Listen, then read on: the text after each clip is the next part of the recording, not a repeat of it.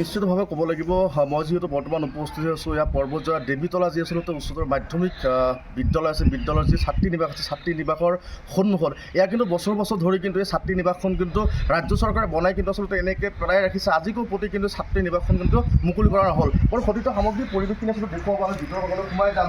যি একেবাৰে যি অত বছৰৰ পৰা যিহেতু এই যিখন ছাত্ৰী নিবাস আছে, ছাত্ৰী নিবাসখন আচলতে এনেকৈ পৰিত্যক্ত অৱস্থাত পৰি থকাৰ কাৰণে কিন্তু এতিয়া ভূত বাংলাত পৰিণত হৈছে আৰু ক্ৰমাৎ কিন্তু জহিত হৈ যোৱা উপক্ৰম হৈছে। আৰু যি এটি খিৰিকী আছে, দৰজা আছে, ইয়াক কিন্তু লাহে লাহে ভাঙি যোৱা কিন্তু উপক্ৰম হৈছে আমি দেখিছোঁ। আৰু ইয়াৰ যিসকল সচেতন ব্যক্তিসকল আছে তেওঁলোকে ইয়াক লৈ কিন্তু চিন্তিত হৈ পৰিছে। কাৰণ যিহেতু কোটি কোটি টকা খৰচ কৰি এইখন যিখন ছাত্ৰী নিবাস আছে, ছাত্ৰী নিবাসখন আচলতে নিৰ্মাণ কৰা হৈছিল। আজিকো প্ৰতি কিহৰ কাৰণে এইখন ছাত্ৰী নিবাস আচলতে মুকলি কৰা নহ'ল বা ছাত্ৰীকৰণ ব্যৱস্থা কৰা নহ'ল, আমি ইয়াৰ এই ক্ষেত্ৰত কিছু কথা জনাৰ চেষ্টা কৰিম। যিহেতু স্থানীয় ব্যক্তিসকল আছে, আমি দেখিছোঁ যে এইখন যিখন ছাত্ৰী নিবাস আছে বছৰ বছৰ ধৰি কিন্তু এনেকৈ পৰিত্যক্ত অৱস্থাত আছে আৰু দেখিছোঁ যে বিভিন্ন ঠাইত কিন্তু এতিয়া জুই হৈ যোৱা উপক্ৰম হৈছে। কি ক'ব? প্ৰথমতে দুৰ্ভাগ্য বুলি ক'ব লাগিব। দেৱীতলা অঞ্চলৰ কাৰণে দুৰ্ভাগ্য, দেৱীতলা ৰাইজৰ কাৰণে দুৰ্ভাগ্য, দেৱীতলা অঞ্চলবাসীৰ কাৰণে দুৰ্ভাগ্য আৰু পৰ্বতজোৰাবাসী ৰাইজ হিচাপে আমি দুৰ্ভাগ্য অনুভৱ কৰিছোঁ। এইখন ইমান ধুনীয়া এটা গাৰ্লছ হোষ্টেল, দেৱীতলা উচ্চতৰ মাধ্যমিক বিদ্যালয়ৰ ভিতৰত যিখন গাৰ্লছ হোষ্টেল চৰকাৰে দিছিল, আমি চৰকাৰক তেতিয়া ধন্যবাদ জ্ঞাপন কৰিছিলোঁ। কিন্তু দেখা গৈছে যে ইদানিং প্ৰমোদ বড়ো ডাঙৰীয়াই আমাৰ এই দেৱীতলা অঞ্চলৰ একমাত্ৰ শিক্ষা অনুষ্ঠান হ'ল দেৱীতলা উচ্চতৰ মাধ্যমিক বিদ্যালয়। এই দেৱীতলা উচ্চতৰ মাধ্যমিক বিদ্যালয়ত ইমান ধুনীয়া এটা হোষ্টেল পৰিত্যক্ত ভূত বাংলাত পৰিণত হৈ আছে।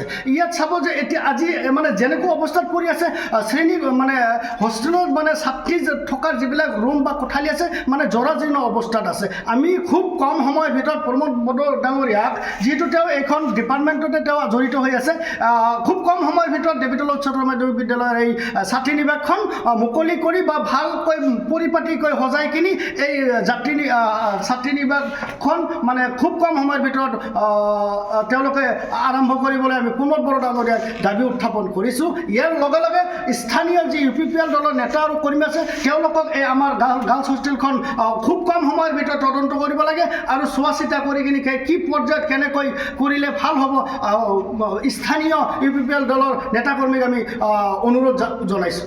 নিশ্চিতভাৱে আচলতে এয়া স্থানীয় ব্যক্তিসকলে ভাষ্য প্ৰদান কৰিছে। কিন্তু এটা কথা ক'ব লাগিব, তাৎপৰ্যপূৰ্ণ কথাটো হৈছে যে জালাবিলাকো আমি সৌদিনা NDTV কিন্তু ছাত্ৰী নিবাসৰ বাতৰি সম্প্ৰচাৰ কৰিছোঁ, আজি দেৱীতলা কৰিছোঁ। আচলতে শিক্ষাৰ ক্ষেত্ৰত প্ৰমোদ বড়ো চৰকাৰে যি ঢাকঢোল বজাই আছে এই সময়ছোৱাত এই ছাত্ৰী নিবাসসমূহ আচলতে কিহৰ কাৰণে উদ্বোধন কৰা নহয় বা কিহৰ কাৰণে মুকলি কৰি দিয়া নহয়, এয়া কিন্তু ডাঙৰ প্ৰশ্ন হৈ পৰিছে।